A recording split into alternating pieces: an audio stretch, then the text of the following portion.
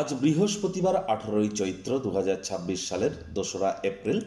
মিথুন রাশি, মিথুন লগ্ন, জেমিনাই সাইনের জাতক জাতিকাদের আজকের দিনটি কিন্তু মধ্যম প্রকৃতির অতিবাহিত হবে।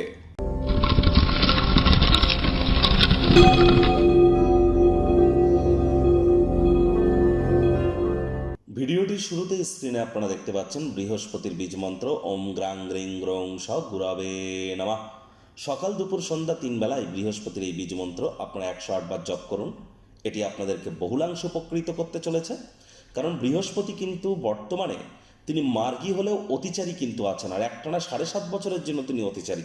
আমি প্রত্যেককেই বারবার কিন্তু বলছি, যারা দীক্ষিত নন, দীক্ষা নেননি, তারা ইমিডিয়েট দীক্ষা গ্রহণ করবার চেষ্টা করুন, তবেই কিন্তু আপনারা প্রোটেকশন পাবেন। মাথায় রাখবেন, করোনাকালীন সময়েও কিন্তু বৃহস্পতি অতিচারী ছিল। আবার শাস্ত্র অনুযায়ী যদি আমরা দেখি, কুরুক্ষেত্র যুদ্ধের সময়ও কিন্তু বৃহস্পতি অতিচারী ছিল। আর এবার তো বৃহস্পতি 7.5 বছরের জন্য অতিচারী হয়েছে।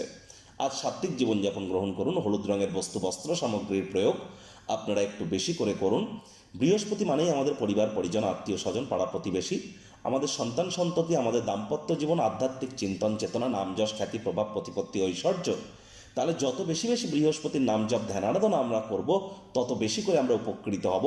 এবং আজ সকাল 8টার আগে শরীরের ওজনকে 10 দিয়ে গুণ করে যত গ্রাম হবে তত গ্রাম আপনারা, যদি সাপোজ আপনার ওজন 60 কেজি, তাহলে 600 গ্রাম ওজনের ছোলার ডাল সকাল 8টার আগে আপনারা কোনো মন্দিরে গিয়ে দান করে আসুন। দুপুরবেলা 1 বোতল নর্মাল ওয়াটার, জল আপনারা কলা গাছের গোড়ায় গিয়ে ঢেলে দিন। দেখবেন বৃহস্পতির মজবুতি নিশ্চিতভাবে বৃদ্ধি পাবে।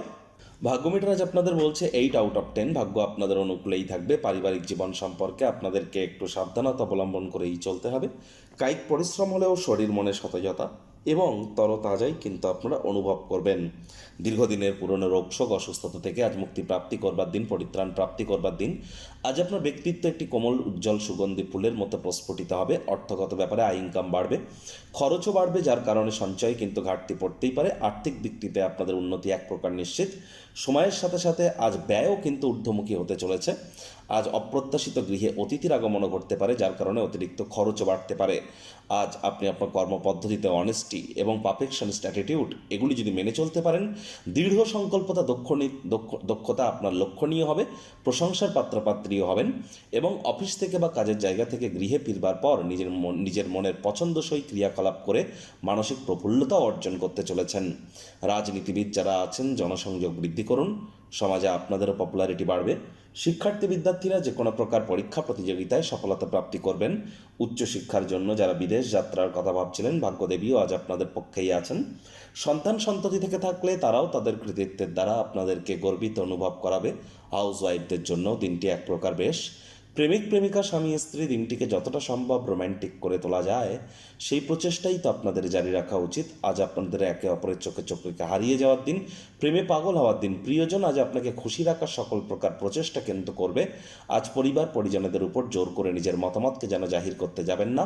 শত্রুপক্ষ বিরোধী পক্ষ আজ কিন্তু খুব একটি শক্তিশালী থাকছে না, সুতরাং এ বিষয়ে অতিরিক্ত টেনশন গ্রহণ করবার কোনো প্রয়োজনীয়তাই কিন্তু নেই।